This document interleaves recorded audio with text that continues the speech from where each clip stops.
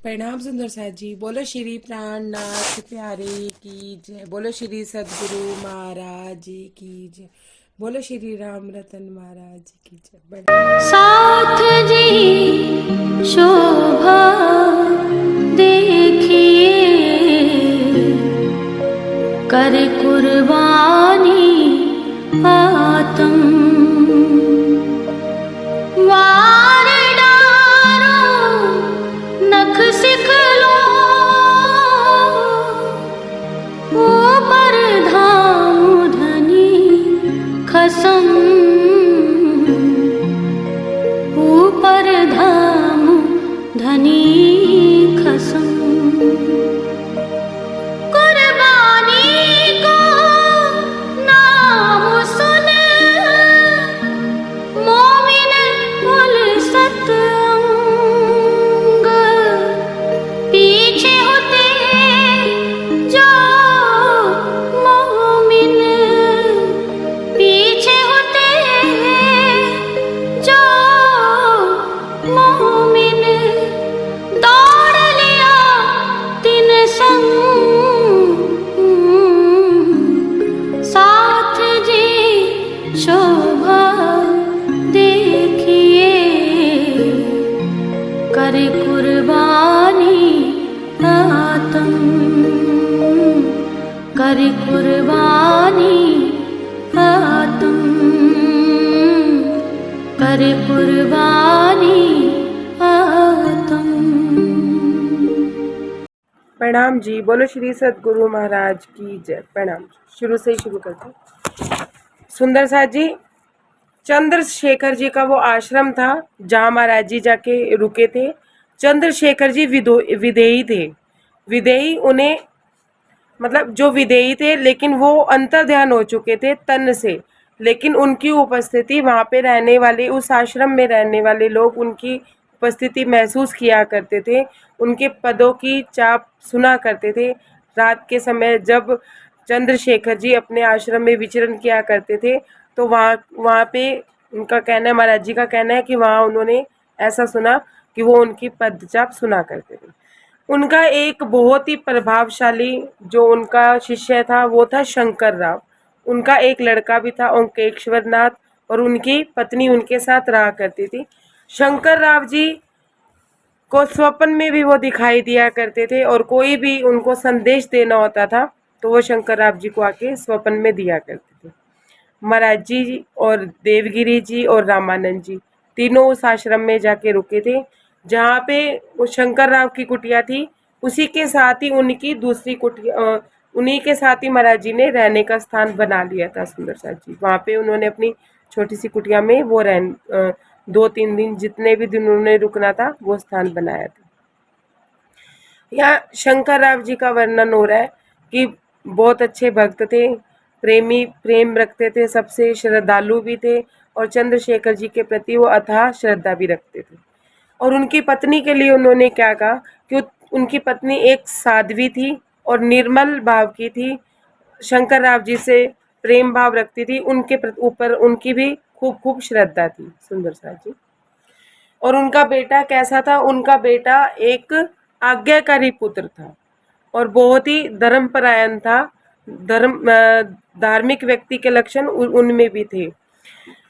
एक बार सुंदर साथ जी, महाराज जी कहते हैं, हम खाना बनाने लगे तो उनकी पत्नी कहती है कि आप खाना क्यों बना रहे हैं? हमने तो सबके लिए खाना बनाना ही बनाना है। मैं भी आपके लिए खाना बना दूंगी, आप जैसा कहेंगे मैं वैसा खाना आपके लिए तैयार कर दूंगी, आप खाना मत बनाइए। तो महाराज जी कहते हैं, मैंने उसको मना भी करा लेकिन वो नहीं मानी, और वो प्रेम भाव में उसने हमारे लिए खाना बनाया, हमें खाना परोसा भी। सुंदर साथ जी कुछ दिनों से महाराज जी वहाँ रह रहे थे। प्रॉपर महाराज जी ने कोई दिनों का वर्णन नहीं किया। एक दिन वो साध्वी महाराज जी को और देवगिरी जी को और रामानंद जी को खाना खिला रही थी। खाना खिलाने में बहुत प्रेम भाव में तल्लीन थी। खाना खिलाने में शंकर राव जी बाहर गए हुए थे। शंकर राव जी ऊपर से आए। जब उन्होंने देखा कि उनकी पत्नी ने उनकी तरफ ध्यान ना देके उन साधु को ही खाना खिलाने में इतनी मगन है, तो शंकर राव जी के दिमाग में शैतान घुस गया। हालांकि जानते थे कि उनकी पत्नी कैसी है, सब कुछ है, लेकिन भ्रमवश उन्होंने उस परिस्थिति का भ्रम अलग ही ले लिया और उसने अपनी पत्नी पे शक किया।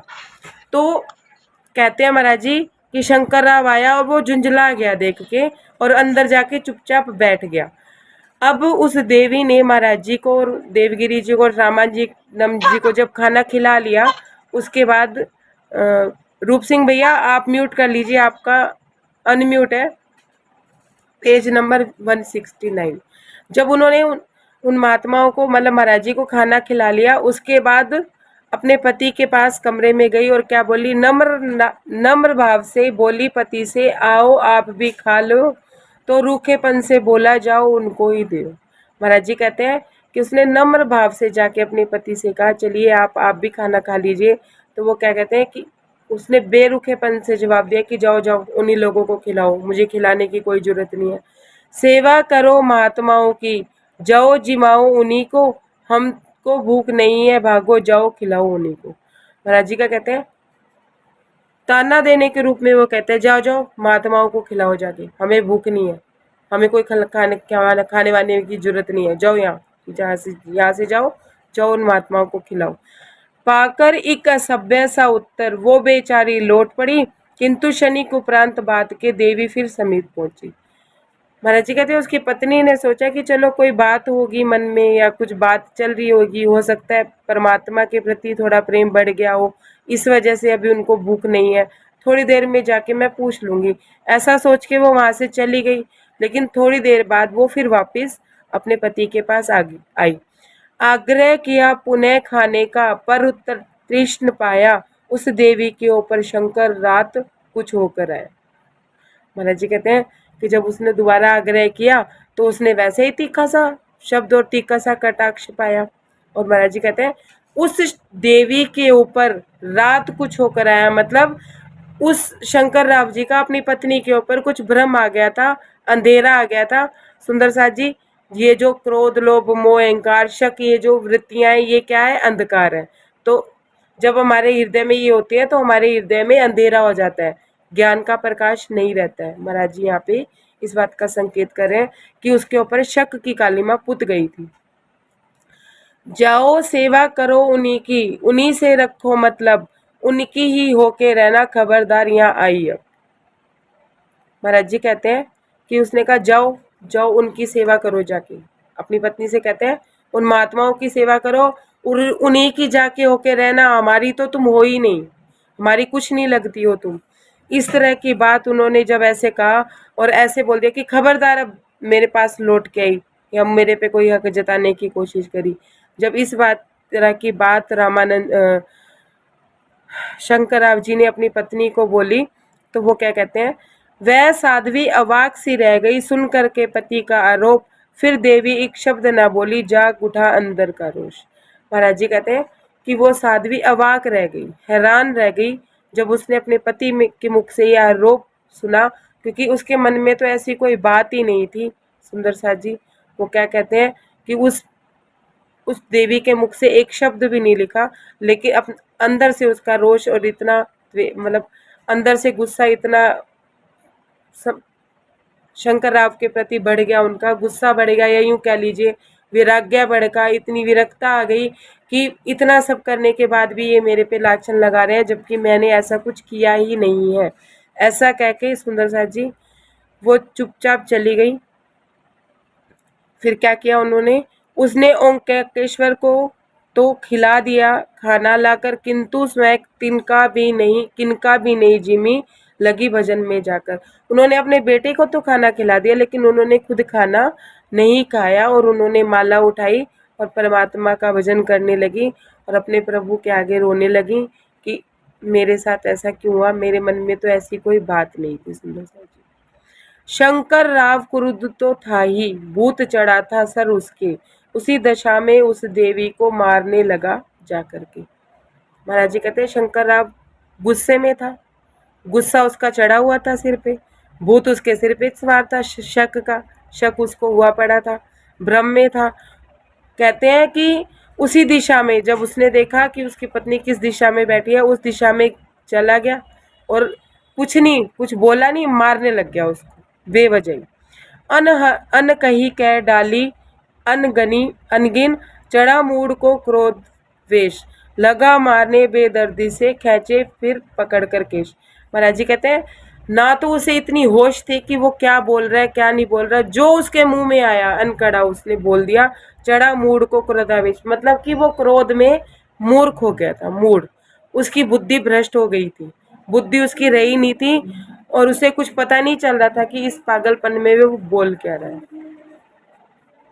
क्या बेदर्दी पने से वो उसको मारने लगा, एक आध थप्पड़ नहीं, बेदर्दी पने से मारने लगा। बाल उसके खींच लिए, मन में और ले बैठी है, हमें भक्ति दिखलाती है, राम राम की ओट में कलमुही, पाप छिपाना चाहती है। क्या कहते हैं शंकरा कि मन में तो कुछ और लेके बैठी है, मुंह में राम राम रख कर रिटर्न करती है, मन में पाप लिए बैठी है और हमें भक्ति दिखला रही है। मेरे पीछे से तो उन महात्माओं के साथ ऐसा कर रही है और मेरे सामने तू भगतानी बनी फिरती है, मुंह में राम राम बोलती है और ओट में अपने मुंह काला करती फिरती है, पाप छिपाती फिरती है। रामानंद जी ऐसे ऐसे शब्द भी उनको बोलने लगे कि राम की ओट में तू कुछ और ही करना चाहती है। खींचे फिर पकड़कर चुटिया, झांझ फेंक दी हाथों से, बेदर्दी से करी पिटाई उसने गुस्से लातों से। महाराज जी कहते हैं कि उसने उसकी चुटिया पकड़ ली और उसके हाथ में जो माला थी वो उठा के फेंक दी। बेदर्दी पने से उसकी पिटाई की, लात घुसे पेट में कमर में, खूब उन्होंने मारना पीटना उनको शुरू कर दिया। सुनकर शोर आश्रमवासी भगे उन्हें छुड़ाने को, जिसने सुना मारना उसका भागा तुरंत बचाने को।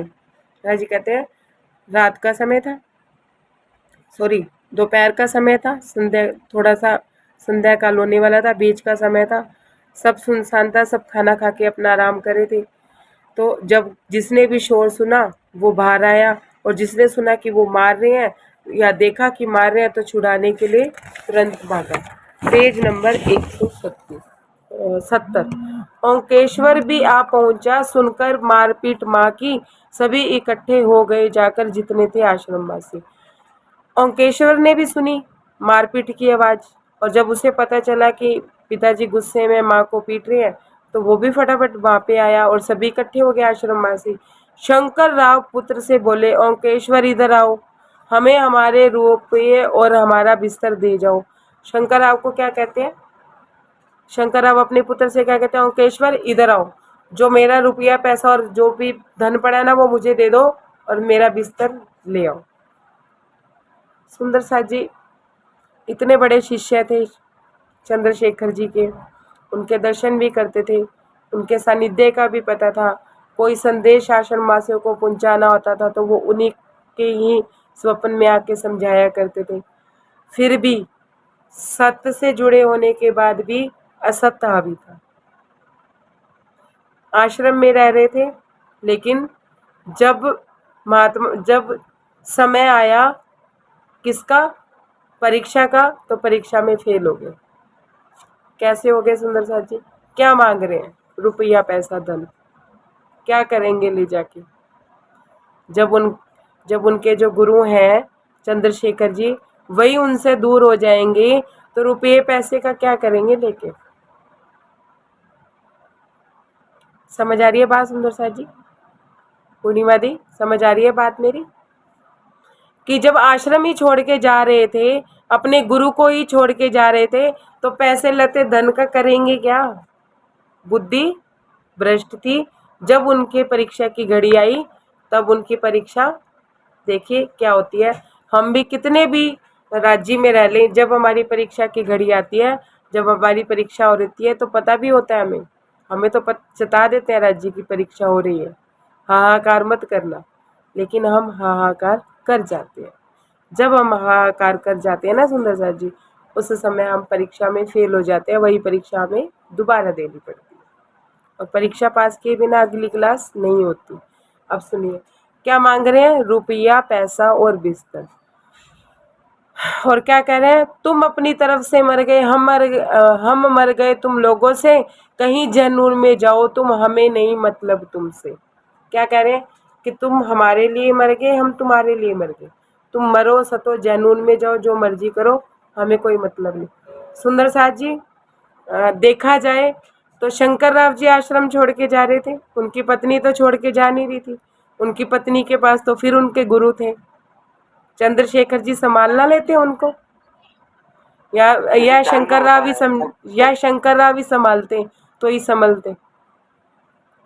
बताइए सुंदर साथ जी, उनकी पत्नी के पास तो चंद्रशेखर जी थे, उनका बेटा था, अकेला कौन हो रहा था, अपने आप को अकेला कौन कर रहा था, कौन कर रहा था अपने आप को अकेला?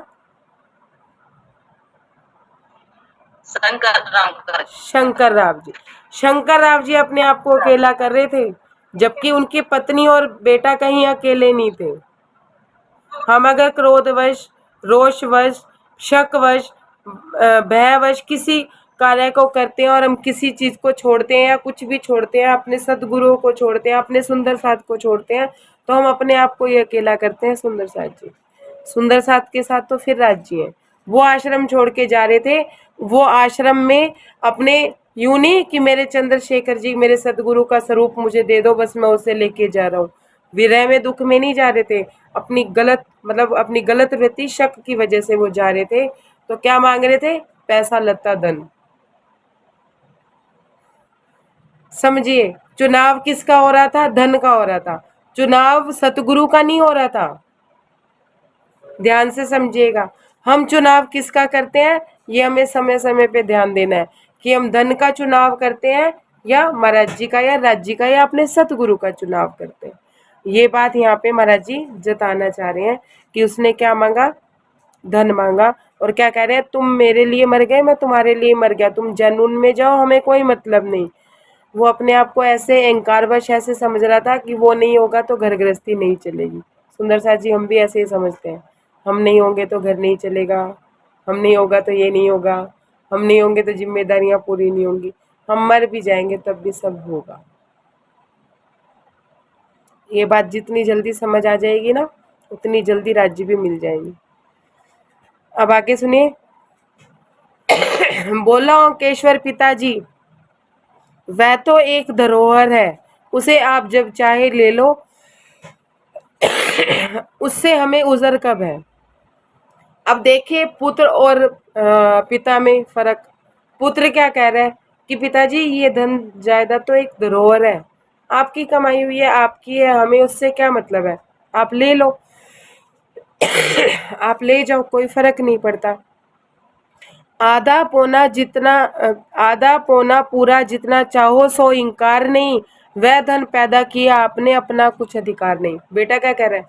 आधा पौना ज्यादा, अगर आपने सारी लेनी है सारी ले जाओ, थोड़ी लेनी है थोड़ी ले जाओ, जितना आपकी इच्छा है आप ले जाओ, कोई इनकार नहीं है। आप ही से ये धन पैदा हुआ है, आप ही ने ये धन कमाया है, इस पे मेरा कोई अधिकार नहीं है। लेकिन पिता को पुत्र समझा रहा है, लेकिन परिस्थिति को सोचो, रुक जाओ जाने से आप, अनुचित उचित सभी आती है, सह लेंगे घर में चुपचाप।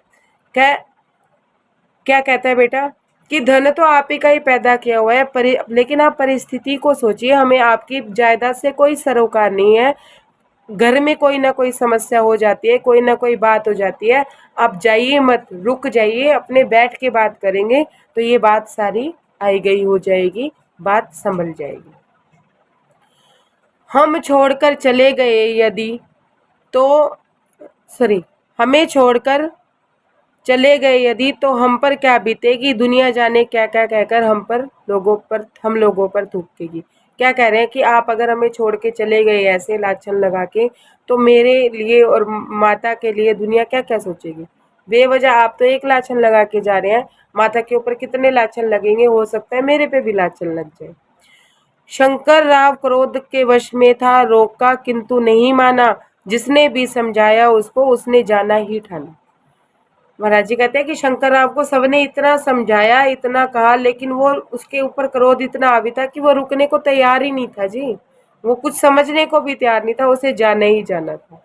जिद पिता की लख कर बिस्तर रुपये ले आया, जितना रुपया पास सब अमानत सारा धन पकड़ाया। अब सुंदर साथ जी शंकर राव को ये ना लगे कि उनका बेटा उनको धन देना नहीं चाहता और शंकर राव जी बिना धन लिए चले जाएं, ऐसा उसके बेटे को भी मंजूर नहीं था। उसने क्या किया कि जब पिताजी जिद कर ही रहे हैं जाने की, तो उन्होंने जितना रुपया पैसा घर में पड़ा था, बिस्तर जो उनका था, वो सारा ले आया और उन्हें पकड़ा दिया। शंकर राव सदी साध्वी पत्नी को रोती छोड़ गए। सर ऐसा चंडाल चढ़ा, बेब सोचे रिश्ता तोड़ गए। शंकर राव अपनी सती सावित्री पत्नी को रोते हुए छोड़ के चले गए और ऐसा चंडाल गुस्सा उनके सिर पे चढ़ा कि वो सारे रिश्ते तोड़ के गए। ऐसे नहीं गए कि रिश्ते नाते तोड़ के गए। परमहंस स्वर्गीय 8 दिन पूर्व सपने में आए थे। शंकर राव उन्होंने अपने वचनों को से समझाए थे। महाराज जी कहते हैं कि शंकर राव जी के सपने में ना चंद्रशेखर जी जो परमहंस थे, वो 8 रोज पहले आए थे सपने में और उन्होंने कुछ वचन शंकर राव जी को समझाए थे। क्या समझाया था सुंदर साथ जी, सुनिएगा। थे स्वर्गीय किंतु सूक्ष्म विपु से, स्वामी जी कहते थे, हो विदेही होकर नीचाश्रम में विचरा करते थे। महाराज जी क्या कहते हैं कि स्वर्गीय थे लेकिन सूक्ष्म रूप से उस आश्रम की वायु में वो रहा करते थे। और स्वामी जी कहते हैं कि विदेही थे, तो वो बिना देह के भी निज आश्रम में रहा करते थे। कैसे सुंदर साथ जी, हमने वो सुना था ना प्रसंग, कौन सा, मर्त्यंग ऋषि के आश्रम में। मर्त्यंग ऋषि के आश्रम में जो मर्त्यंग ऋषि थे वो भी सूक्ष्म रूप से रहा करते थे। आश्रम में उनके अलावा कोई और नहीं रहा करता था। उनकी पदचाप सुनाई दिया करती थी। जब महाराज जी वापिस आने लगे थे तो उनकी पदचाप सुनाई दे रही थी महाराज जी को। तो यहाँ पे ऐसा ही कुछ था कि चंद्रशेखर जी भी सूक्ष्म रूप से उस आश्रम में विचरा करते थे। तो महाराज जी कहते हैं कि 8 रोज पहले उन शंकर राव जी के स्वप्न में आए थे वो। प्रणाम जी। 8 रोज पहले की घटना से शंकर राज संचेत किया। परमहंस जी ने सपने में आकर उनको आदेश दिया। अब ध्यान से सुनिएगा, ये बात थोड़ा ध्यान देने वाली है सुंदर साहब, बहुत ध्यान से सुनिएगा। हमारी परीक्षा यहीं से ही होती है, हम लोग भी ऐसे ही हारते हैं। हम भी अपने ईर्ष्या द्वेष क्रोध से मुक्त नहीं हो पाते हैं, मंजिल हमारी पार नहीं होती है। कहते हैं कि 8 रोज पहले शंकर राव जी के सपने में आए थे और उनको आदेश दिया था। Page number 171। भजन कर निर्द्वंद आप, मुझे तुमसे दूर नहीं रहना, आपके अपने पास समझना, मुझको कोई चिंता मत करना। क्या कह रहे हैं चंद्रशेखर जी कि तुम निर्द्वंद होके भजन करो, तुम अपने भजन में मगन हो जाओ। क्यों? क्योंकि मुझे तुमसे दूर नहीं रहना। शंकर राव जी को चंद्रशेखर जी कह रहे हैं, शंकर राव नहीं कह रहे कि मुझे तुम चाहिए। समझेगा सुंदर सा जी, हम क्या कहते हैं, हमें राज्य चाहिए, हमें राज्य चाहिए। राज्य कहते हैं तू मेरे में लग जा, मुझे भी तेरे से दूर नहीं रहना, मैं रह नहीं सकता तेरे बिन। कहते हैं ना वाणी में, मैं रह नहीं सकता रूहों बिन, रूहें ना रह सके मेरे बिन, ना रूहें मेरे बिना रह सकती हैं, ना मैं रूहों के बिना रह सकता हूँ। अब समझिए क्या कह रहे हैं, अपने पास समझना मुझको, तुम मुझे अपने पास ही समझना और कोई चिंता किसी तरह की मत लेना। अपनी घर गृहस्थी की सारी चिंता मुझ पे छोड़ देना। अपनी पत्नी की चिंता नहीं करना, अपने बच्चे की चिंता नहीं करना। अब आगे क्या कह रहे हैं, हमें किसकी चिंता होती है सुंदर साथ जी, अपने बच्चों की और अपने पति पत्नी की। पति को पत्नी की, पत्नी को पति की। उसके अलावा किसी की चिंता होती है समाज में? पड़ोसी की चिंता होती है, दोस्तों की चिंता होती है। ये रिश्ते नाते तो सब छूट जाते हैं। 4 परिवार के सदस्यों में आके हमारी गृहस्थी, हमारा जीवन हो जाता है। क्या कह रहे हैं कि तुम बिल्कुल चिंता ना करना, पुत्र तुम्हारे ओंकेश्वर बड़ा योग्य बन जाएगा, एक रोज यह बड़ा महात्मा बनकर यश फैलाए। क्या कह रहे हैं कि तुम मुझ में लग जाना, निर्द्वंद भजन में लग जाना, घर गृहस्थी की चिंता ना करना। तुम्हारा जो बेटा है उसका फ्यूचर मैं तुम्हें बता देता हूँ कि आने वाले समय में वो बहुत बड़ा महात्मा बनेगा और तुम्हारे नाम का यश फैलाएगा। तो तुम्हें चिंता करने की कोई जरूरत नहीं है सुंदर साथ। जब राजी स्वयं आके हमें ऐसा कह दे, बात को समझते जाइएगा, मुझे जवाब देते जाइएगा, तो मैं आगे बढ़ जाऊंगी, नहीं तो फिर मेरे से ना बात उन्हीं भेद निकलते नहीं है। तो अब बताइए, जब महाराज जी भी हमें आके ये कह दें कि तुम्हें अपने घर गृहस्थी की चिंता करने की जरूरत ही नहीं है, तेरी घर गृहस्थी मैंने संभालनी है, जो होगा मैं देख लूंगा, तुझे सिर्फ मेरे बारे में ही सोचना है। हम सोचते हैं? कहते हैं राजी हमसे ऐसा? नहीं कहते हैं? राजी तो हर समय ऐसा कहता है, राजी हर समय ऐसा कहते हैं हमें। इन्होंने तो एक बार सपने में आके कह दिया हो कोई चिंता, हाँ हो कोई माया की विपत्ति, अंदर से राजी कह रहे होते हैं मैं बैठा हूं ना, तू क्यों टेंशन ले रही है।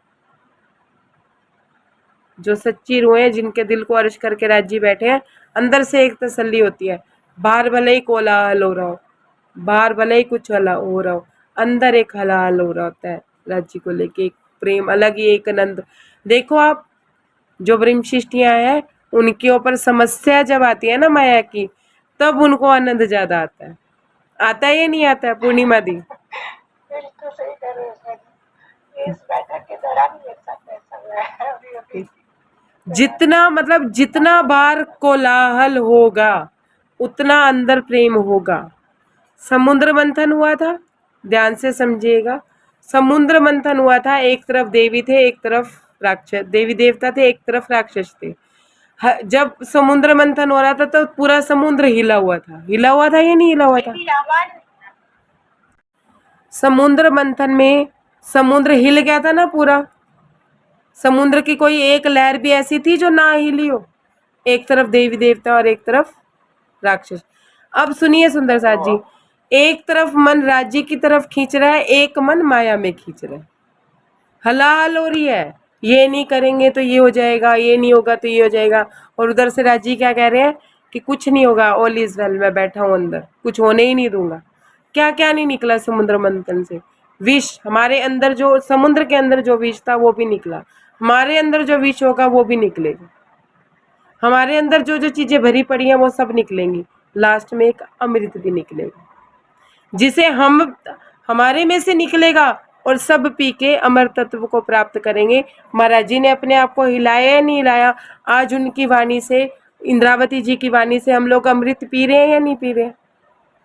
मेहनत उनकी है, पी हम रहे हैं, मेहनत महाराज जी की है और प्याले हम पी रहे हैं। हमारी मेहनत है इसमें, वितक लिखने में हमारी मेहनत है, जो महाराज जी गुजर से बता रहे हैं उसमें अपनी कुछ मेहनत हो रही है?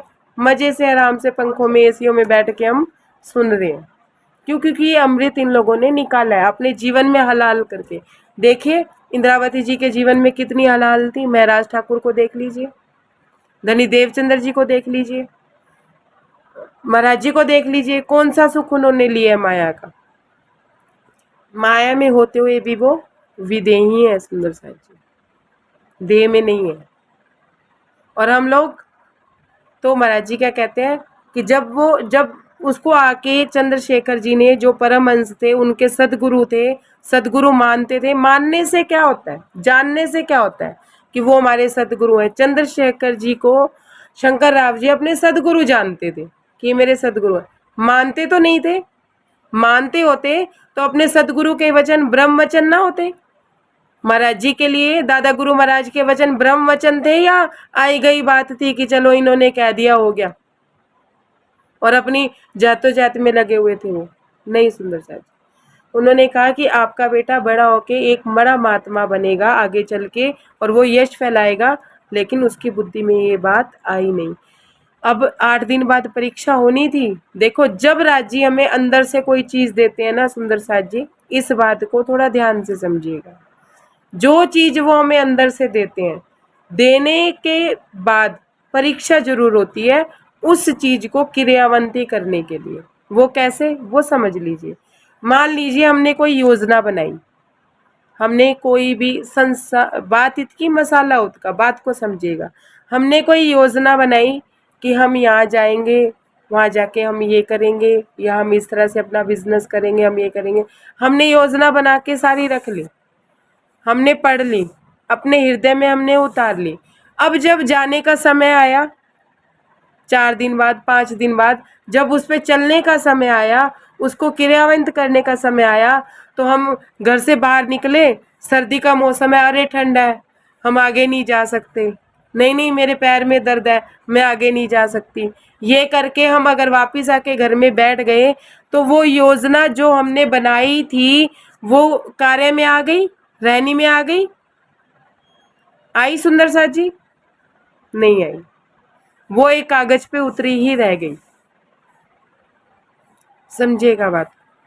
और ऐसे ही राजी जब हमारे हृदय में कोई चीज उतारते हैं तो उसकी परीक्षा होती है सुंदर साथ जी।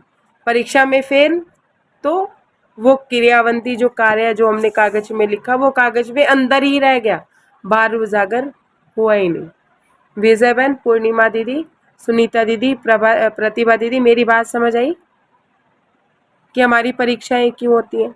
और परीक्षाएं होती हैं, परिस्थितियां फिर वैसी होती हैं, अब परीक्षाएं पार भी राज्य ही करवाते हैं अगर रूह राज्य पे नजर रखती है, अगर नजर ही रूह की माया पे है। अब यहाँ रामानंद ये शंकर राव जी की नजर कहाँ थी? उनकी नजर शेखर चंद जी के ऊपर थी, चंद्रशेखर जी के ऊपर थी या माया के ऊपर थी? कोई बताएगा कि शंकर राव जी की नजर कहाँ थी? प्रतिवादी विजय बहन, आपकी आवाज कट गई। प्रणाम जी। जब हमारी परीक्षा होती है तब हमें ये देखना है कि हमारी नज़र राज्य में होती है या माया में होती है। अगर तो माया में नज़र है तो हम परीक्षा में फेल है, और अगर राज्य पे नज़र है तो हमारी परीक्षा भी राज्य देते हैं, हम नहीं देते। अब यहाँ पे इनकी शंकर राव जी की नज़र चंद्रशेखर जी पे थी, अपने सदगुरु पे थी, या माया में अटक गई थी कि मुझे धन संपत्ति और बिस्तर ला के दे दीजिए? किस में अटकी हुई थी सुंदर साथ जी?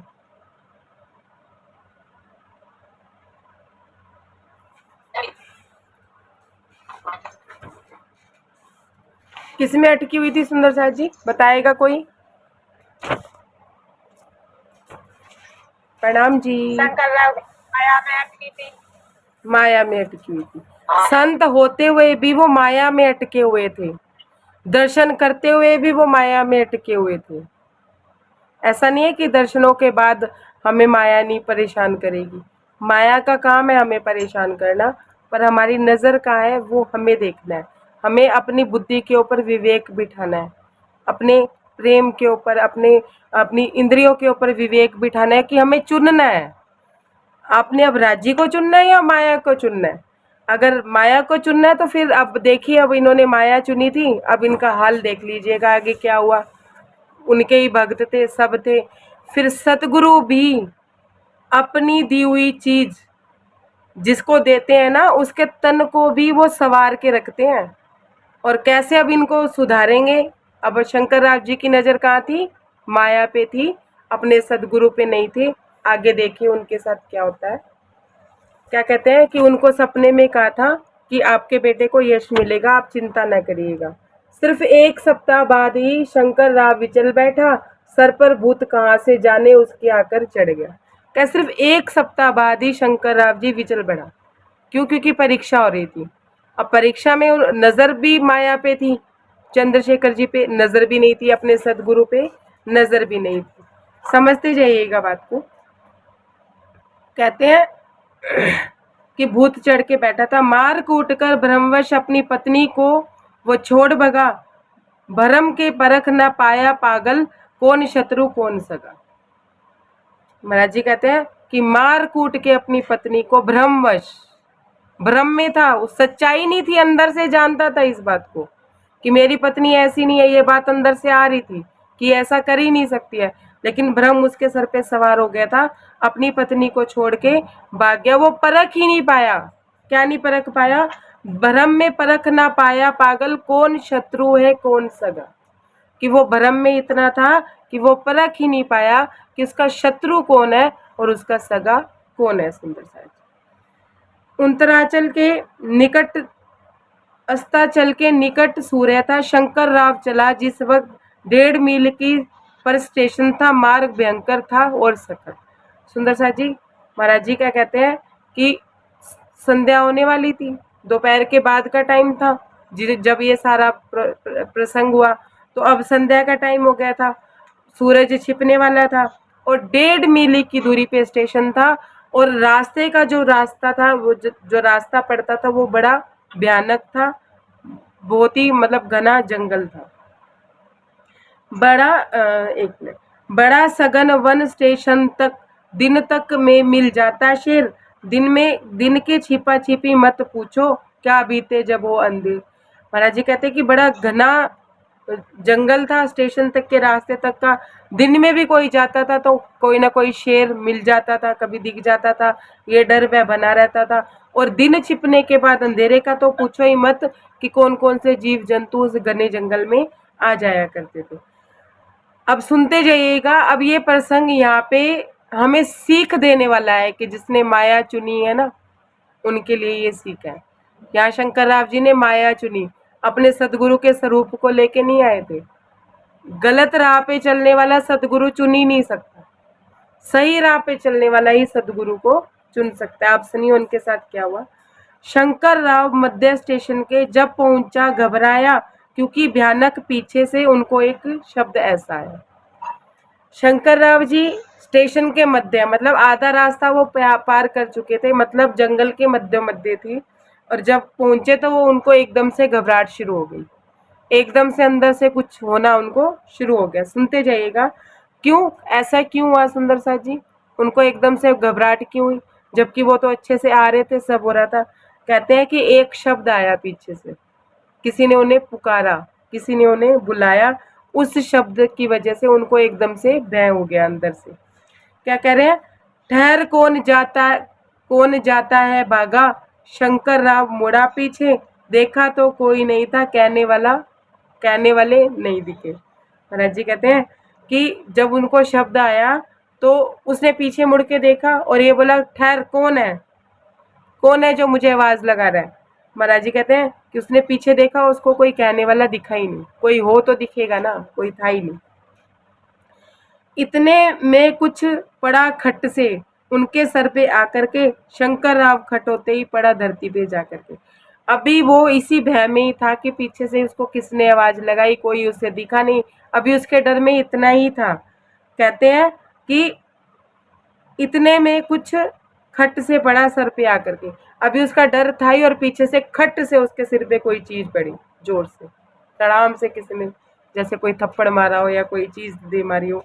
बस जैसे ही उनके सर पे आके खट से पड़ा तो शंकर राव जी तो इतनी जोर से गिरे वहां पे, एक तो डर था, ऊपर से खट से पड़ा तो वो तो घबरा के और गिर गए, डर के मारे भी गिर गए। क्या कहते हैं, पुनः शब्द आया, क्यों रे तुझे होश नहीं आया, अभी एक सप्ताह ना बीता, सपने में था समझाया। शंकर राव जी आए थे, सॉरी चंद्रशेखर जी आए थे उनको सुधारने। क्यों, क्योंकि सदगुरु गलतियां माफ कर सकते हैं, गुनाह माफ नहीं कर सकते। गुनाह किया था उसने सती सावित्री पे इल्जाम लगा के, और दूसरे एक गुनाह तो उन्होंने अपनी पत्नी पे इल्जाम लगा के, और दूसरा सबसे बड़ा गुनाह जो उन्होंने किया था उन महात्माओं पे, मतलब महाराज जी के ऊपर इल्जाम लगा के। चंद्रशेखर जी तो सत्य थे और महाराज जी भी सत्य थे, महाराज जी भी विदेही थे और चंद्रशेखर जी भी विदेही थे। महाराज जी के ऊपर इल्जाम लगेगा, राज जी कैसे बर्दाश्त कर लेंगे, जबकि उनके हृदय में राज जी थे। समझ आ रही है बात। तो महाराज जी को क्या, वो शंकर राव जी को क्या कहते हैं, पुणे क्यों तुझे होश नहीं आया कि मैंने एक हफ्ता पहले आके तेरे को सपने में समझाया था, कहाँ थी तेरी बुद्धि। सुंदर साथ जी, यहाँ बात आती है कि सदगुरु गलतियां माफ करते हैं, गुनाह माफ नहीं करते, गुनाह की सजा भुगतनी पड़ती है। शंकर राव जी भुगत रहे हैं, आप देखिए, और ऐसी वैसी नहीं, और भयंकर वाली भुगत रहे हैं। अब आप देखिए क्या कह रहे हैं, इस प्रकार संतुष्ट किया था, तुझे चेत कराया मूर्ख, भक्त बनेगा तेरा लड़का, इतना तक समझाया दुर्ग। क्या कह रहे हैं कि कितना समझाया था तुझे, एक सप्ताह पहले साक्षात आया था तेरे सपने में, तेरे को तेरे बेटे के लिए समझाया था, तेरे लिए समझाया था धूर्त, तेरी समझ में नहीं आया था, तेरी बुद्धि में नहीं आया था, जो तूने इस तरह की हरकत करी, तूने गुनाह किया, तूने उनके ऊपर इल्जाम लगाया। अंग लगी नहीं तेरे लेकिन बाज ना आया कम वक्त, शब्द होते ही खत्म एकदम हुई खोपड़ी पे खटाखट। महाराज जी कहते हैं चंद्रशेखर जी क्या कहते हैं कि तेरे को मैंने बात बताई थी, तूने सिर्फ यहाँ से सुनी। ध्यान से सुनेगा सुंदर साथ जी, मेरी तरफ देख के। क्या तूने यहाँ से सुनी? स्वप्न समझ के तू भूल गया? यहाँ से सुनी, तेरे यहाँ तक नहीं पहुंची, तेरे अंग तक नहीं लगी, तेरे दिल को जाके मेरी बात नहीं लगी कि मैं आके तुझे स्वप्न में आके बोल रहा हूँ कि तेरा बेटा ये बनेगा और तुझे क्या करना है। सुंदर साथ जी, तू बाज नहीं आया अपनी हरकत से, फिर तूने वही हरकत करी। मेरे हृदय में विराजमान होते हुए तो ऐसी बात कैसे कर सकता है? लोग कहेंगे देखो शिष्य कैसा है, एज गुरु भी ऐसा ही होगा। अगर हम कोई कार्य गलत करते हैं तो सीधा सीधा हमारे राज्य पे बात जाती है। कोई गलत बात बोल दें तो लोग ऐसा भी कह देते हैं, क्या साध्वी बनोगे रे तुम, जो ऐसी ऐसी बातें तुम करते हो। कह देते हैं ना कि क्या राज्य को मानते हो तुम, जब ऐसी ऐसी बात कर रहे हो, किसी को धोखा दे रहे हो, किसी के साथ फरेब कर रहे हो, किसी पे शक कर रहे हो बेवजह का। जिनके हृदय में राजी है वो अपने आनंद में रहेंगे या इन टंटों में झेलते फिरेंगे? कोई झंझट मोल लेंगे नहीं जल्दी से। अब क्या कह रहे हैं? शब्द खत्म। जैसे ही उन्होंने चंद्रशेखर जी ने अपना शब्द खत्म किया और एक खट से और मारी उनके सिर, एक खट और पड़ी उनके सर पे, खोपड़ी पे। पड़ने लगी खटाखट, फिर जो करवट आती आगे, बिस्तर फेंके भूमि पर, फिर वहां से भागे जाते। महाराज जी कहते हैं कि फिर शंकर आपके एक नहीं पड़ी, जिस तरफ वो मुड़ता था उस तरफ पड़ती थी, जिस तरफ वो मुड़ता था उस तरफ पड़ती थी। तो इस चक्कर में जो बिस्तर बिस्तर था वो सब छूट गया वहीं पे, जो धनवन था वो भी छूट गया। महाराज जी कहते हैं खटाखट पड़ती चली जा रही थी उनके, जिधर भी वो मुंह करता था उधर से ही पड़ती थी, जिधर से भागता था उधर से पड़ती थी। ऐसा करके वो वापिस किधर की तरफ भागे? आश्रम की तरफ भागे, और पड़ती चली जा रही है सुंदर साथ जी रास्ते में भी। ये ना सोचिएगा कि वहां से पड़ी तो चंद्रशेखर जी मारते हुए उन्हें आश्रम तक लेके आ रहे हैं वापस, मारते हुए। ये कहते हैं सदगुरु। सुंदर साथ जी, ये तो शंकर राव जी थे, चंद्रशेखर जी का सानिध्य महसूस करते थे, उनका स्वप्न में उनको महसूस करते थे, हृदय में उनके बैठक थी, तो उनको जाहिरी भी पड़ रही थी, उनको समझ आ रही थी। हम लोगों की बात समझिए। हम क्या चुनते हैं? माया। जब हम राज्य की जगह माया को चुन लेते तो माया के थपेड़े पड़ते हैं। देख लीजिए आप, जब हम किसी पे शक करते हैं, किसी से ईर्ष्या द्वेष करते हैं, उसके बाद हमारे साथ क्या क्या घटनाएं होती है। एक तकलीफ होगी, इधर से भी तकलीफ, उधर से भी तकलीफ, उधर से भी तकलीफ, उधर से भी तकलीफ। होता है ऐसे कि फिर हम कहते हैं एक चीज से निपटे तो निपटे, यहाँ तो 10 झंझट है, कहाँ कहाँ निपटे। तो ये पिटाई तो पड़ रही होती है हमें, और क्या पड़ रहा होता है। अब छोटे बच्चे को तो हल्का ही थप्पड़ मारोगे ना, छोटे बच्चे को डंडा लेके थोड़ी ना मारोगे, जिसकी जितनी पात्रता हो उसको उस हिसाब से। अब किसी को दो तीखे शब्द कह देने से ही उसका मुंह सूज जाता है। समझ लीजिए कि मान लीजिए हमारे सामने कोई पर्सन है और हमारा हितैषी है, हमारा प्रेमी है, अगर हमें उसे सुधारना है, 2 शब्द उसे कह देंगे उल्टे सीधे तो उसका मुंह बन जाएगा और उसके दिल पे बात लग जाएगी, वो अपने में आप में सुधार कर लेगा। उसे थप्पड़ मारने की जरूरत है? नहीं जरूरत है ना थप्पड़ मारने की, क्योंकि वो 2 शब्दों में ही मान गया, उसके दिल पे लग गई तो मान गया। और जो हमारे जैसे ढीठ है, उन्हें तो वाणी की चौपाइयां भी दे दे के मार लो, तब भी खांगड़ू जीव, थप्पड़ मार लो, मुक्के मार लो, लात मार लो, हम तो ढीठ है, हम तो करेंगे ही करेंगे, हम तो सुधरेंगे ही नहीं। बस जिसने ये कह दिया ना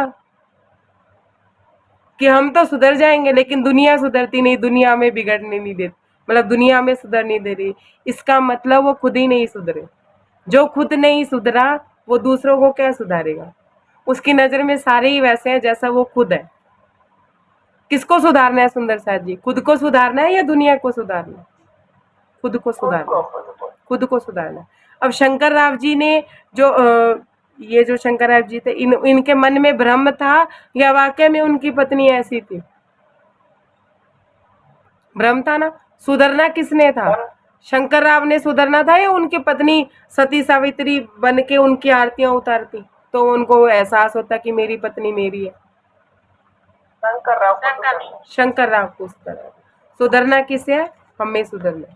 तो हमें तो वाणी की चौपाइयां भी बेअसर है हमारे ऊपर, हम इतने ढीठ खांगड़ू जीव हैं। समझिए आप, सुनिए सुंदर साथ जी, एक सुबह वाली बैठक में थी मैं, तो एक महाराज जी ने पता नहीं क्या जागृति की, लेकिन उसके बाद मैं उस बात को सोचती रही कि हम राजी से कहते हैं राजी हमारा हमारा ये कर दो, राजी हमारा ये कर दो, और राजी हमसे प्यार जताने के लिए, हमारे हमारे से अपना रिश्ता निभाने के लिए वो करते चले जाते हैं जो हम कहते हैं। होता है ना सुंदर साथ जी हमारे साथ, जो चीज़ें हमें किसी टाइम में सहजता से नहीं मिल रही थी, आज इतनी सहज सरल सुलभ हमें इतनी ज़्यादा प्राप्त है कि हम अब छोड़ने को तैयार हैं, क्योंकि हमने उनका भोग भोग लिया है ना। समझिएगा बात। कभी हमारे मन ने चित्कार किया है कि राजी आप हमें अपना रिश्ता, अपने होने का एहसास कितना कराओगे? हमारा मन कब समझेगा कि आप हमारे साथ हो, हम आपके सानिध्य में हैं? कितना कभी मन ने चित्कार किया? नहीं किया। अभी भी मन माया में भाग रहा है, राजी ये भी दे दो, राजी वो भी दे दो, राजी ये कर दो, राजी वो कर दो। अभी भी मन में इच्छाएं माया की चल रही है, अभी भी हम माया को ही चुन रहे हैं, और इसीलिए शंकर राव जी थप्पड़ खा रहे हैं और हम माया के थपेड़े खा रहे हैं। यहाँ समझ लीजिए सुंदर सा।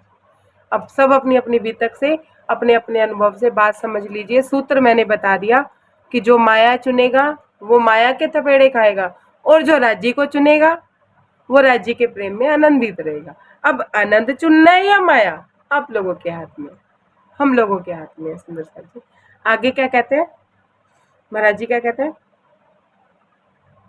कहाँ चले गए थे? हाँ देखिए 172 नंबर पेज पे आ गए ना। कहते हैं कि बिस्तर फेंके भूमि पर शंकर जी ने, फिर भागे भागे। आगे सुनिए, कमर पर पड़ी कभी खोपड़ी पर, कभी कमर पर पड़ी कभी खोपड़ी पर, कभी चूतड़ों पर आ जाती, मतलब कहीं भी आ जाती। अब आप समझ लीजिए, दिखता न था मारने वाला पर खड़ाम से बजती जाती। चौपाई में लिखा है, मैंने अपनी तरफ से नहीं बोला है, कि दिखता नहीं था मारने वाला, कभी सिर पे पड़ रही है, कभी कमर पे पड़ रही है, कभी पिछवाड़े पे पड़ रही है, पर मारने वाला दिखता नहीं था। ऐसे ही सुंदर साथ जी समझिएगा, परिस्थिति बाहर की कोई भी कुछ हो, परिस्थिति बाहर कुछ भी है, कोई हमें मारने नहीं आ रहा, कोई हमें ये नहीं कर रहा तुम ऐसे तुम वैसे, कोई ऐसे हमें कहीं कह देना कि तुम ऐसे तुम वैसे, तो हम उसके सुनते भी नहीं। सुनते हैं सुंदर साथ जी, लेकिन अंदर से चोट लग रही होती है, हाय मेरे पास पैसा नहीं है, हाय मेरे पास धन नहीं है, हाय मेरे पास ये नहीं है, हाय मेरे पास वो नहीं है। कितनी चोटें लगती हैं। कर रही हो, बोलो श्री सदगुरु महाराज जी की जय। अब क्या कह रहे हैं कि कभी, ये चौपाई नहीं बोलती मैं, दोबारा बोल दी मैंने। कहते हैं कि कभी सिर पे पड़ रही है, कभी कमर पे पड़ रही है, कभी पिछवाड़े पे पड़ रही है, कहीं भी कुछ भी पड़ रही है, लेकिन मारने वाला दिख नहीं रहा है। ऐसे ही सुंदर साथ जी जब हम माया चुनते हैं ना, तो आवाज नहीं आ रही है मेरी? प्रणाम जी। बिल्कुल ऐसे ही सुंदर साथ जी, कितने सुंदर साथ, ये मैंने कल भी मीटिंग में ये दिया था। मुझे ये बात महाराज जी इन दिनों बहुत ज़्यादा समझा रहे हैं। क्यों? क्योंकि कभी कभी मन है कहीं भी चला जाता है, कुछ भी हो जाता है, कुछ भी सोच लेता है, अहंकार भाव भी आ जाता है तो इन्हीं वृत्तियों में राज्य अनुभव होते हैं, सब होते हैं। शंकर राव से थोड़ी ना कम है हम। कोई भी वृत्ति उठ खड़ी होती है, कोई भी विषय वासना भाग लेती है, कोई भी इंद्री खड़ी हो जाती है, खाने की हो चाहे वो घूमने की हो, है ना। अब देखिए इस मीटिंग में हमने कितने जने हैं, 1 2 3 4 5 और 6, छठा 6 कैमरा ऑन है, 6 कैमरे होने हैं। ध्यान से देखिएगा, अगर हम देखेंगे कि लाल रंग कहाँ कहाँ है तो हमें लाल रंग दिखेगा, और अगर हम देखना चाहेंगे सफ़ेद रंग कहाँ कहाँ है, हमें वो रंग दिखेगा। ठीक है, ऐसे ना समझिए, ऐसे ना समझ आएगा, ऐसे समझ आएगा कि मान लो कोई बुटीक का काम शुरू करना चाहता है, मेरे जैसा बंदा, कि चल मैं बुटीक खोलती हूँ अपना, बहुत होगी नौकरी वोकरी। अब मैं गली में से निकलूंगी ना, मुझे बुटीक ही बुटीक दिखेंगे, इस घर में भी बुटीक है, उस घर में भी बुटीक है? इन सारों के बीच में मेरी कहाँ वहाँ है? मैं तो कुछ भी नहीं हूँ। पिटाई पिटाई आरंभ हो गई। ये नहीं पता कि जैसे कि डॉक्टर को मरीज दिखते हैं। हाँ, डॉक्टर को सारे डॉक्टर ही दिखते हैं। मरीज तो उनके कस्टमर हो गए ना, हमें तो अपने कस्टमर कहाँ दिख रहे हैं, हमें वो दिख रहा है जो हम पाना चाहते हैं कि ये लोग भी कोशिश कर रहे हैं, ये लोग भी कोशिश कर रहे हैं। मतलब अगर हम राज्य को पाना चाहेंगे तो हमें राज्य को पाने वाला सुंदर साथ दिखेगा, हम माया को पाना चाहेंगे तो हमें मायावी लोग दिखेंगे। कहने का भाव ये है रूप सिंह भैया। अब देख लीजिए, कोई पार्लर खोलना चाहता है, अब जब वो पार्लर खोलने की तैयारी कर रहा होता है ना, उसे कितने ही कितने पार्लर दिखाई देते हैं हर गली के कोने में। अपने घर के कोने में जो पार्लर उसने पहले नहीं देखा होता ना, उस दिन वो भी देख लेता है कि अरे मेरी गली में ही पार्लर है ना सुंदर सा जी। मतलब जहां हमारी निगाह होगी हमारी बुद्धि वहां कार्य करना। तुलसा दीदी आपकी आवाज नहीं आ रही है दी, तुलसा दी आपकी आवाज नहीं आ रही है, आपकी आवाज नहीं आ रही है दी। ठीक है सुंदर साथ जी, जब हमारे मन में ये भाव आता है कि सब जगह ही बुटीक खुले हुए हैं, सब जगह ही पार्लर खुले हुए हैं, तब हमारे विवेक को, हमारी बुद्धि बुद्धि ये सोचती है कि हर जगह ही पार्लर है, और मन क्या सोचता है, यार ऐसे इतने सारे बुटीक खुले हुए हैं, इतने सारे, हमारा कहाँ चलेगा। तब उस समय अपने विवेक को यहाँ बिठाना होता है, विवेक से काम लेना होता है। भाई वो अपनी किस्मत का घर है, परमात्मा मुझे मेरी किस्मत का देगा, मेरे भाग्य में भी तो कुछ लिखा होगा। इस विवेक को हमारी बुद्धि पे हमेशा ही बिठाना है। ये विवेक ही, जिस व्यक्ति में विवेक है वो कामयाब है, और जिसमें विवेक नहीं है, चाहे वो बुद्धि में कितना भी सक्षम है, कितना भी कुछ है, उसमें कामयाबी है ही नहीं। वो चाहे कितना भी बुद्धिमान क्यों ना हो, कितना भी उसके पास हुनर क्यों ना हो, अगर वो अपनी बुद्धि पे विवेक को नहीं बिठाएगा, अपने मन पे विवेक से काबू नहीं करेगा, तो वो कामयाबी हासिल नहीं करेगा, चाहे वो माया है चाहे वो राज्य है। अब समझिए, अब वो क्या कहते हैं कि मारता चला जा रहा था कोई, मुझे बजाता चला जा रहा था, पर मुझे कोई दिख नहीं रहा था। सुंदर साथ जी, ऐसे ही जब हम माया चुनते हैं तो अंदर से हमें बहुत बजरी होती है, हम कुछ है नहीं, कुछ थे नहीं, कुछ हुए नहीं, कुछ बने नहीं, ये नहीं वो नहीं, कोई मार नहीं रहा है। भरी महफिल में जा रहे हैं, सोने के थाल सजे हैं, अच्छे अच्छे पकवान सजे हैं, शादी का उत्सव है, आनंद से जा रहे हैं, लेकिन आनंद नहीं है। क्यों? क्योंकि पिटाई पड़ रही है, अंदर से पिट रहे हैं, छिद रहे हैं, मार खा रहे हैं, और मारने वाला दिखाई नहीं दे रहा। सबसे बड़ी बात तो ये है कि मार पड़ रही है पर मारने वाला दिखाई नहीं दे रहा है। और ऐसे ही आध्यात्म में आ जाइए, अगर एक तरफ राज्य दिखेंगे तो भी ये छूटेगा वो छूटेगा वो छूटेगा, लेकिन छुड़वाने वाला नहीं दिख रहा। क्यों? क्योंकि राज्य को एकांत चाहिए हमसे मिलने के लिए, हमें अकेलापन चाहिए। देख लीजिए, बच्चे को जब माँ ने कुछ सिखाना होता है, कुछ पढ़ाना होता है, वो अपने दोस्तों के साथ कितनी भी अच्छी बात कर रहा हो, कितना भी अच्छा खेल खेल रहा हो, कितनी भी उसकी बुद्धि विकसित होती हो, सब दोस्तों को भगा देगी, भागो यहाँ से, चलो निकलो। भगाएगी या नहीं भगाएगी?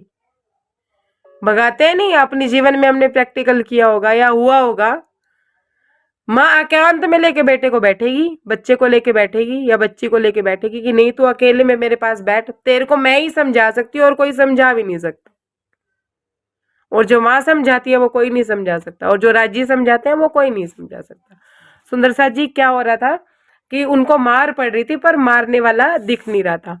चले जाएगा कहाँ तू लाछन दे के एक महात्मा को, खाल खींच दूंगा मैं तेरी दिया दाग पुण्य आत्मा को। क्या कह रहे हैं चंद्रशेखर जी? चला जाएगा तू ऐसे एक महात्मा को लाछन दे के भी? उन्होंने अपनी पत्नी पे लाछन लगाया था, तो लाछन तो महाराज जी पे भी लगा। प्रेम व्यवहार में एक जना होता है क्या? हम अब ये यहाँ बात अगर कोई गहराई से समझना चाहता है तो ये बात मैं गहराई से समझा सकती हूँ। अगर नॉर्मली समझना चाहते हैं तो नॉर्मली तो मैंने समझा दिया कि महाराज जी भी गुनहगार हो गए उनकी एवज में। और अगर ध्यान से समझना चाहते हैं, थोड़ा गहराई में समझना चाहते हैं, जो सुंदर साथ वो अपना हाथ खड़ा कर दीजिए और कैमरा ऑन कर लीजिए। अब समझ लीजिए। प्रणाम जी। हम कहते हैं कि हम राज्य में लगे हैं, कोई आया, उसने आके हम में विषय वासना जगा दी। विषय वासना ले लीजिए, खाने की इच्छा ले लीजिए, कुछ भी ले लीजिए कि कोई हमारे सामने, मैं खाने का उदाहरण लेती हूँ, आप किसी भी इंद्रिय पे ले जा सकते हैं, विषय वासनाओं पे, शारीरिक संबंधों पे भी ले जा सकते हैं। कोई हमारे सामने, अब मैंने प्रण लिया कि मैं राज्य की राह में चलूंगी, मैं सिर्फ एक समय खाना खाऊंगी, दूसरे समय कोई मेरी फेवरेट चीज समोसा ही ले आया मेरे सामने। अब मैं कह रही हूँ, चलो मैं मेरी मम्मी का ही उदाहरण लेती हूँ। मैं कह रही हूँ मम्मी, मैं, आपको पता है ना मैंने मैदा छोड़ रखा है, आपको पता है मैं एक ही टाइम खाना खा रही हूँ, आप क्यों ले आए मेरे सामने समोसा? अब वो समोसा लाने वाले की गलती है। फिर हम कहते हैं ये शेर हमारे अंदर कहाँ से आया, हम तो राज्य में लगे थे, हमें गुस्सा कहाँ से आया? वो कहता है ना, लागा चुनरी में दाग छुपाऊं कैसे। वो छुपाने की बात तो होती है ना कि चुनरी में दाग लगाओ और चुनरी काली हो। समझ आ रही है बात? कि हम कहते हैं कि ये आई कहाँ से वृत्ति हमारे में, हम तो राज्य में लगे थे, गुस्सा आया कहाँ से, हमारे मन में खाने की इच्छा जागी कहाँ से? अरे भाई जागी कहाँ से, तुम्हारे में थी, ऑलरेडी थी, तुम्हारे में विषय वासनाएं पहले थी, तुमने दबा के रखी हुई थी, तुमने खाने की इच्छा को दबा के रखा हुआ था, सामने कोई लेके परोस के लाया, तुमने एक्सेप्ट कर ली। ना एक्सेप्ट करो तो तुम्हारी चुनरी में दाग लगेगा ही नहीं, जब चुनरी काली है तो दाग कहाँ से लगेगा? सुंदर सा वासनाओं को बिल्कुल निकाल नहीं फेंका था, उनसे परे नहीं किए थे, हाँ, बट छुपा के रखा था। जबरदस्ती दबा के रखा था। सिर्फ किस लिए? जब विषय वासनाएं मरी नहीं थी, दबाई गई थी। मरती तब जब राजी प्रेम में होते। दबाई क्यों? दबाई कि राज्य को पाना है, राज्य को पाने के लिए नहीं खाना है, कम खाना है, शरीर को स्वस्थ करना है, चितवन में बैठना है। ये किस लिए था? राज्य को पाने के लिए रास्ता चल रहे थे हम, कि अगर कम शरीर होगा तो चितवन में ध्यान लगेगा, सब लगेगा। ये नहीं था कि राज्य प्रेम में दीदी भूख नहीं लग रही, जैसे महाराज जी को नहीं लग रही थी। दीदी हाँ जी दीदी, हाँ जी भैया। दीदी, ये तो फिर बुद्धि की परिपाटी पे राज्य को पाना चाह रहे, हाँ, दिल नहीं दे रहे ना, इसका मतलब दिल नहीं मिल पा रहा है, बुद्धि ऐसा कर रही। अब ये ना कहिए कि कोई आया, उसने आके हमें विषय वासनाएं दे दी, उसने मुझे समोसा दिखाया, मेरा मन कर गया और मैंने खा लिया, उसका कोई कसूर नहीं है। कसूर अभी भी तुम्हारा ही है, क्योंकि तुम्हें राज्य प्रेम अभी हुआ ही नहीं है। जो हुआ होता फिर देखते विषय वासनाएं, नौकरी हो जाती, या तुम खाने पीने पे ध्यान दे लेते, या तुम अपने तन पे ध्यान दे देते। महाराज जी को प्रेम था राज्य से, परमात्मा को पाना चाहते थे, जुएं पड़ गई थी सिर में, शरीर से विदेही हो गए थे, मेरा ने लंगोटी फट गई थी, उन्हें दीदी पता मीरा नहीं ने भी तो चल रहा सबको था। त्याग दिया था। हाँ जी, दीदी मीरा ने भी तो सबको त्याग दिया, कितना ऑफर किया जा रहा है, सब मीरा ने भी तो सब त्याग दिया था। अब आप बताइए। हम कहते हैं पति का अधिकार है विषय वासनाओं का, पत्नी का अधिकार है, क्या अधिकार है? किस चीज का अधिकार है? तनों पे, इस शरीर पे ही तो अधिकार है, आत्मा पे तो राज्य का अधिकार है। पर आत्मा अभी प्रियतम मिलन के लिए गई नहीं है, प्रीतम मिलन के लिए आतुर हुई नहीं है, तो ये तन दिख रहा है कि इस तन के अधिकार, इस तन के कर्तव्य दिख रहे हैं। सुंदर सा जी, महाराज जी यहाँ ये बात बताना चाह रहे थे। लाछन लगा था उसकी पत्नी पे, ऑटोमेटिकली लाछन किस पे लग गया था? महात्मा पे, महाराज जी पे लग गया था या नहीं लग गया था? उसने महाराज जी को कुछ बोला था? नहीं बोला था। लेकिन हम क्या करते हैं, हम सामने वाले पे लाछन लगाते हैं कि इसने ऐसा कर दिया, ये मेरे जीवन में आया, इसने मुझे विषय वासनाओं से भर दिया, ये मेरे लिए खाने की थाली सजा लाया, अच्छे अच्छे पकवान सजा लाया तो मैंने खा लिए, नहीं तो मैंने खाने ही नहीं थे। अरे भाई, तुम्हारी तो चुनरी पहले ही काली थी, दाग नहीं लगा था चुनरी में, तुम तो पहले ही विषय वासनाओं को दबा के बैठे थे, खत्म करके नहीं बैठे थे। धनी प्रेम अभी हुआ नहीं है सुंदर साथ जी। धनी को पाने के लिए ना, हम, वो पत्नी कहती है ना, वो एक एक मिनट, वो अमित भैया नहीं कहते, एक उदाहरण देते हैं, अक्सर मैंने उनके मुख से सुना है, मुझे बड़ा अच्छा लगता है ये उदाहरण, कि प्रेमी गया प्रेमिका के पीछे, मैं तेरे लिए ये कर दूंगा, मैं तेरे लिए वो कर दूंगा, गया उसके साथ आशिकी करी, भरी धूप नहीं देख रहा, भरी ठंड नहीं देख रहा, घर आया, पिता ने 2 थप्पड़ मारे, करेगा आशिकी आगे से? जाएगा किसी के पीछे? अगले दिन प्रेमिका का फोन आता तो कहता नहीं जी मैं तो नहीं आ रहा। वो हाल है हमारे। दीदी आशिकी का भूत उतर गया। भूत उतर गया। 2 थप्पड़ पड़े नहीं और आशिका का भूत उतर गया।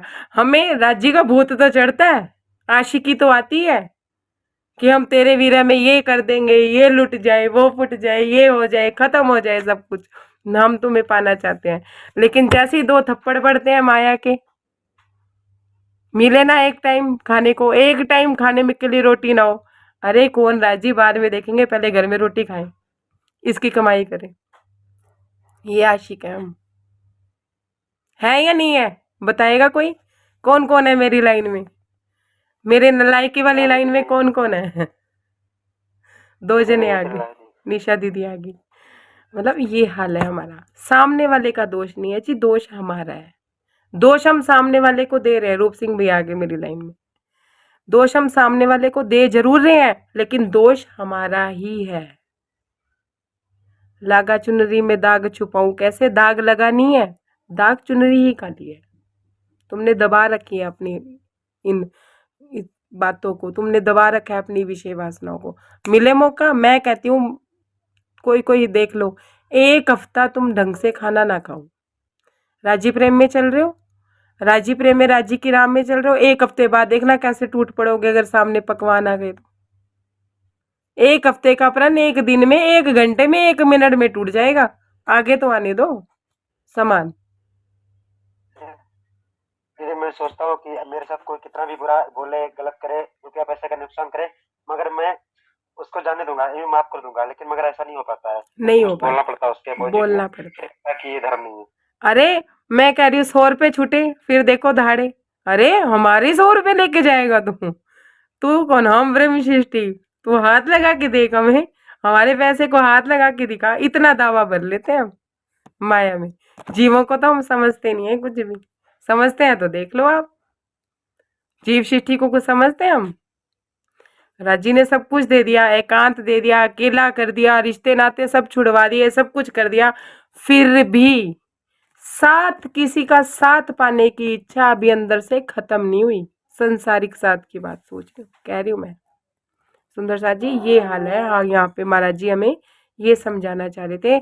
ये प्रसंग कल भी इतना गहराई का था, पीछे वाला भी गहराई का था, नहीं निकल रही थी बात, इसलिए मन कल कल्पित हो गया था, तो मैंने बैठक छोड़ दी थी, क्योंकि आगे भी मैं नॉर्मली कह के निकल जाती तो बात पूरी ना होती। तो महाराज जी कहते हैं कि चंद्रशेखर जी कहते हैं कि तू उस महात्मा पे लाछन लगा देगा, वो पुण्य आत्मा जो तेरी पत्नी है, पुण्य आत्मा उन्होंने पत्नी के लिए कहा और महात्मा महाराज जी के लिए कहा। क्या कहते हैं, चलो क्षमा मांगो चल करके, वापिस लौटो आश्रम को, जब तक क्षमा ना मांगे उससे नहीं छोड़ूंगा तुमको। क्या कहते हैं, चल वापिस, चल आश्रम में चल। पीटते हुए लेके गए सुंदर साथ जी उनको, कभी कहीं पड़ रही है, कभी कहीं पड़ रही है, कभी कहीं पड़ रही है, कभी कहीं पड़ रही है, पीटते हुए लेके गए कि चलो क्षमा मांगो, छोड़ूंगा नहीं मैं तुझे, तू कहीं सोचे ना कि मैं तुझे छोड़ूंगा। सुंदर साथ जी, जिसके प्रति हमने शक किया, कि जिसके प्रति हमने गुस्सा किया, जिसके प्रति हमने ईर्ष्या द्वेष किया, आप अपने जीवन से देख लीजिएगा, नहीं तो आगे भी अनुभव में आ जाएगी बात। आप उसके मन, जब तक आप उसको माफ कर नहीं दोगे या माफी मांग नहीं लोगे, तब तक आपके हृदय में उसके प्रति कितनी कितनी बातें चलती रहेगी और आपको मार पड़ती रहेगी। गुस्से में आप कलपते रहोगे, उसके बारे में सोचते रहोगे, उसके बारे, उसको ताने देते रहोगे, उसको गालियां देते रहोगे। इस तरह का विचरण आपका होगा। सामने वाला मस्त है अपनी मस्ती में, उसे कोई मतलब ही नहीं है। होता है ना ऐसा, सबके साथ होता है ना, मार पे मार पड़ती है, अपने मन में ही मार पड़ती है और मारने वाला दिखता नहीं है। समाधान क्या है, या माफ कर दो या माफी मांग लो, उसके बाद देखो कितनी शांति हो जाती है, हो जाती है ना। या उस पर्सन से दोबारा बोलचाल शुरू हो जाती है तो भी शांति हो जाती है, हो जाती है। शांति तभी मिलती है जब जिस व्यक्ति के बारे में आप गलत सलत सोच रहे हो या उसके बारे में गलत गलत आपने भ्रम पैदा कर लिया अपने मन में, तो गलत गलत बात आपके मन में आ रही है, जब तक आप क्षमा मांग नहीं लोगे या क्षमा कर नहीं दोगे, शांति नहीं मिलेगी और मारने वाला दिखाई नहीं देगा। अंदर से ही अपने आप को मारते ही चले जाओगे, अंदर से ही सब कुछ होता चला जाएगा। वो भी तुम्हें माया नहीं मार रही है, अंदर से तुम्हारे जो गुरु बैठे हैं ना अंदर, तुम्हारे अंदर जो परमात्मा बैठा है, वो तुम्हें उस पुण्य आत्मा के बारे में गलत नहीं सोचने देना चाहता, इसलिए तुम्हें मार रहा है। समझिए आप। जब तक क्षमा न मांगे उससे नहीं छोड़ूंगा तुमको। चीख रहा था पड़ा भूमि पर, शंकर राव चोट खाया, चलो एक दिन आश्रम वापिस, कड़कदार फिर शब्द आया।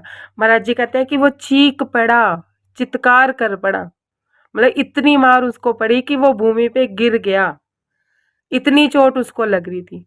हम अपने हृदय में चित्कार कर पड़ते हैं, चीख पड़ते हैं, अपने आप को एकांत में करके जी करता है चिल्ला लें जोर से। इस तरह की हालत हमारी हो जाती है जब हम किसी पुण्य आत्मा के बारे में या किसी महात्मा के बारे में या किसी सती सावित्री के बारे में अपने मन में भ्रम लेके आते हैं, तो अंदर से ये चित्कार हमारे हृदय में होनी शुरू हो जाती है और एकदम से दम निकलने को हो जाता है। महाराज जी क्या कहते हैं, फिर एक कड़कदार शब्द आया कि चलो चलो वापिस आश्रम में चलो। एक शब्द आया कि चलो वापिस, चल के माफी मांगो, उसके बाद तुम्हें क्षमा मिलेगी, ऐसे नहीं मिलेगी। अब आगे सुन लीजिए क्या होती है बात। साथ साथ ही लात कमर पे लगी जोर से शंकर के। शंकर राव तभी आश्रम के पीछे मुड़ा पिस्तौल लेके। महाराज जी कहते हैं उसी समय उसके पीछे फिर कमर पे लात पड़ी जोर से, चल चल आश्रम में चल के उससे माफी मांग। और अंदर से मन कह रहा होता है चल चल चल के उसके माफी मांग। अगर हम किसी पुण्य आत्मा के बारे में ऐसा सोचते हैं, गलत भ्रम अपने मन में ले लेते हैं या गलत शंका हम अपने मन में ले लेते हैं। था तो भ्रम ही सुंदर साथ जी, कुछ था तो था नहीं, उनकी पत्नी ऐसी थी नहीं, वो भी जानते थे, लेकिन भ्रम हो गया था। इधर पत्नी का हाल बुरा था, रो टेर रही पति को, पेट पीटती आपा धुनती देख देख निज गति को। उधर से पत्नी का भी बुरा हाल था, रो रो के उसने सुंदर साथ जी अपना हाल बुरा कर रखा था। इससे आगे प्रसंग चेंज हो रहा है, मुझे लगता है आगे भी प्रसंग बहुत लंबा है, कल ले लें इसको, नहीं तो फिर जल्दबाजी में टाइम हो चुका है। सुंदर साथ जी, कोई शब्द गलती से कुछ निकल गया हो तो क्षमा कीजिएगा, कोई गलती हो तो माफ कीजिएगा। प्रणाम जी, प्रणाम सुंदर साथ जी, प्रणाम जी, प्रणाम जी।